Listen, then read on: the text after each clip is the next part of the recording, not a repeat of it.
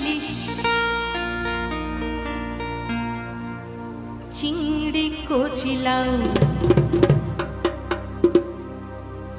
বাংলা পার্শে মাছকে ধুয়ে জিরের বাটায় দাও। বাংলায় আমার সর্ষে ইলিশটি